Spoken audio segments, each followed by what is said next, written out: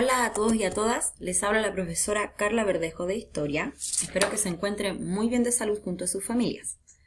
Me dirijo a ustedes a través de este video para realizar la retroalimentación de la guía de aprendizaje 2 para segundo medio. Les recomiendo tener a mano la guía para poder ir revisando en conjunto. El objetivo es mostrar cómo la economía chilena durante el siglo XIX se comienza a insertar, negociar y crear vínculos de comercio internacionales con otros países a partir de la exportación de materias primas. La guía se titula La industrialización y economía chilena durante el siglo XIX. Recordar que este siglo corresponde a los años 1800 a 1899. La guía tiene 3 actividades, la primera de ellas, definición de conceptos clave, la segunda, extracción de información de tabla de datos y la tercera, la lectura de una noticia. Para la actividad número 1, es necesario que ustedes lean este texto, en donde van a encontrar 8 conceptos que están en negrita, los cuales son estos, que debían definir con su libro de historia, cuadernos, apuntes, internet o con la ayuda del diccionario. Vamos a ir definiendo entonces estos conceptos en el mismo orden que se encuentran en el texto. El primero de ellos es capitalismo,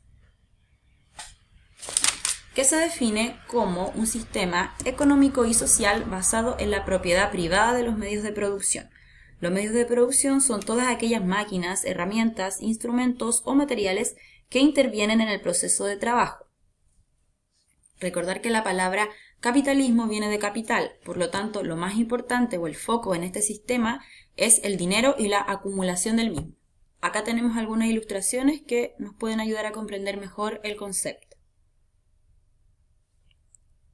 El siguiente es hacienda, que se define como una propiedad de gran extensión territorial en la que se practicaba principalmente la agricultura o la ganadería. Estas extensiones de tierra eran tan grandes que los dueños o patrones ganaban muchos recursos a costa de los campesinos que trabajan la tierra. Comercio exterior, nuestro próximo concepto, que se define como el intercambio de bienes y servicios entre un país con otro. Materias primas, que se define como la materia extraída de la naturaleza que se transforma o se trabaja para luego elaborar materiales que se convertirán en bienes de consumo para vivir. Ahora, nos preguntamos, ¿qué clase de materias primas son las que Chile exportaba durante el siglo XIX? Y para ello volvemos al texto en donde nos encontramos con 2 ciclos de expansión económica durante el siglo XIX. El primero de estos ciclos corresponde a los años 1850 a 1860, en donde principalmente se exportaba trigo, plata y cobre, que son productos mineros o cereales. Los propietarios de estas empresas eran nacionales, o sea, chilenos y chilenas, y fue tanto el ingreso de dineros que permite modernizar el sistema financiero y se crean las instituciones crediticias. Nuestro próximo concepto, que se define como una asociación que facilita créditos, el préstamo de dinero para el desarrollo de las empresas. El siguiente ciclo de expansión económica corresponde al auge del salitre a partir de la década de 1880. Tras la incorporación de las regiones de Tarapacá y Antofagasta, luego de la Guerra del Pacífico, es que se empieza a explotar el salitre en estos yacimientos que se encuentran en estas regiones. Nuestro siguiente concepto, que se define como una formación en la que se encuentra de forma natural minerales, rocas o fósiles. Ahí tenemos imágenes, esta corresponde a Chuquicamata. En su mayoría los propietarios de estos yacimientos eran extranjeros, por lo tanto el Estado de Chile comienza a recaudar impuestos que se definen como una cantidad de dinero o tributo que se debe pagar al Estado por ocupar o adquirir algún bien. En la actualidad, nosotros y nosotras pagamos impuestos por ejemplo, los libros o la música. Terminada entonces la actividad número 1, es que debían poner los conceptos ahí y definirlos al costado. La actividad número 2, que corresponde al análisis de estas tablas, para luego responder 4 preguntas que las vamos a hacer ahora también. Pregunta 1. ¿Qué representan los datos de las tablas 1 y 2?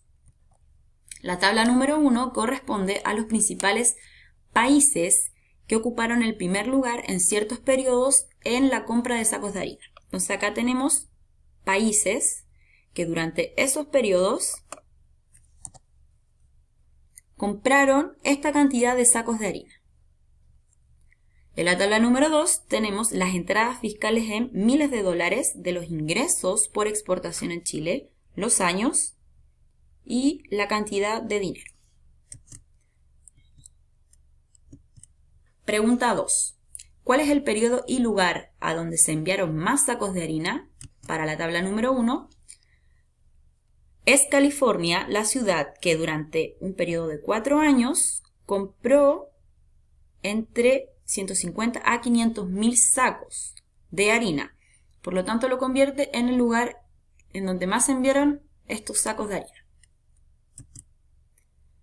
Pregunta 3. ¿Cuál es el año que representa mayores ingresos y a qué se debe? Para la tabla número 2, el año que tiene mayor ingreso es 1898. ¿Y a qué se debe? Recordemos el texto anterior que durante 1880 comienza el auge del salitre. Por lo tanto, la exportación generó mayores ingresos. Pregunta número 4 y 5. ¿Cuál es la fuente de información para la tabla 1 y 2?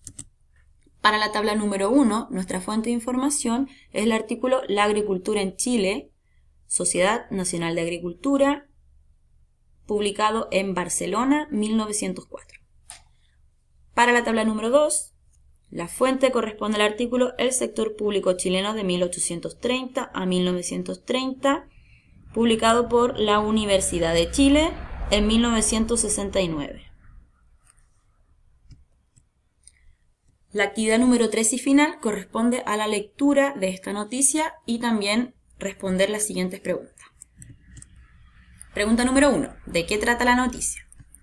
La noticia se trata sobre la construcción del tranvía del Cerro Santa Lucía, que en un principio los indígenas bautizaron como Cerro Huelén, que significa en mapudungun melancolía o tristeza. Esta es una fotografía del cerro en la construcción, lo que aparece en la noticia, y esta es una foto de la actualidad del Cerro Santa Lucía en Santiago. 2. Según el texto, ¿qué hizo Vicuña Maquena? Según el texto, Vicuña Maquena fue la persona que elabora este programa de reconstrucción para el cerro. El sueño de él era que el cerro se convirtiera en un sitio de paseo y parque para todos los santiaguinos y santiaguinas.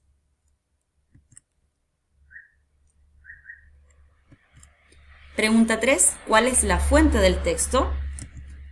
La fuente del texto la encontramos acá, que sería el artículo El Santiago del Centenario, visto por El Mercurio, publicado en Chile. La noticia corresponde a 1902.